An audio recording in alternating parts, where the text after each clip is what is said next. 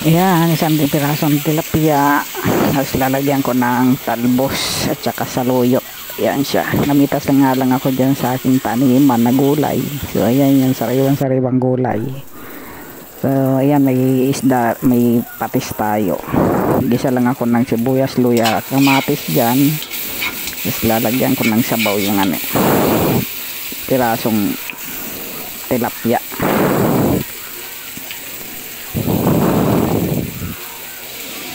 Yan, sarap yan.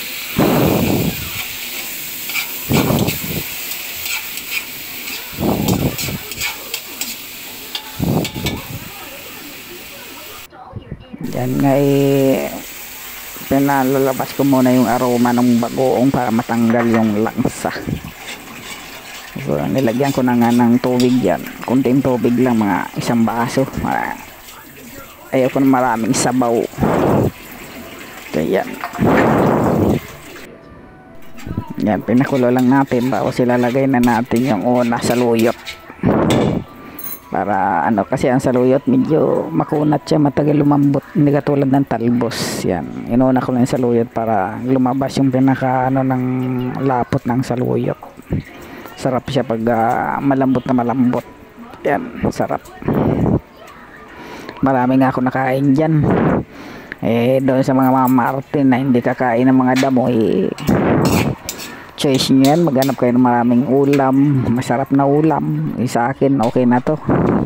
Pag mahirap lang yan, pero mas masustansya sa katawan yan. So ayan nga, pinapalambutan natin yung saluyot. Ilalagay na rin natin yung talbos. Yan, yung talbos. Madali lang naman malanta yan. Isang kulo lang yan, luto na yan. At saka alugbati pa yan, may halo-halo na yung gulay yan. Puro dahon nga lang. Yan, sarap. Habang niluluto ko yan, naglalaway na ako. Kaya yan. So ako nga lang kakain at yung aking apo hindi naman yung kakain yan, at may bagoong sa katalbos. Isda, ayaw niya ng isda. Sa probinsya dati, kung ano kainin na magulang, yun din ang kakainin ng mga bata, mga anak. Ngayon hindi na pag hindi nila gusto ulam, mamimili talaga sila. Yan na siya, sarap na. Yan na, ready to eat na. Yum yum yum. So ayan nga yung ulam ng aking apo. Meatloaf ni ko sa itlog yan. So ako lalantak na rin ako ng aking gulay. Ayan na. Ay, yummy. Ayan na tayo, kainan na. Yummy. Yan, isang piraso nga lang na tilapia yan ay 75 pesos.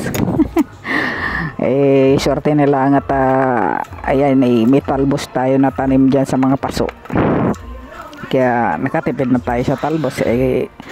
Pag bumili ka pa sa labas ng talbos 10 peso, 3 tangkay, 5 piraso yung dahon. Ayan, binili ko dyan kamatis lang at saka kamatis, sibuyas.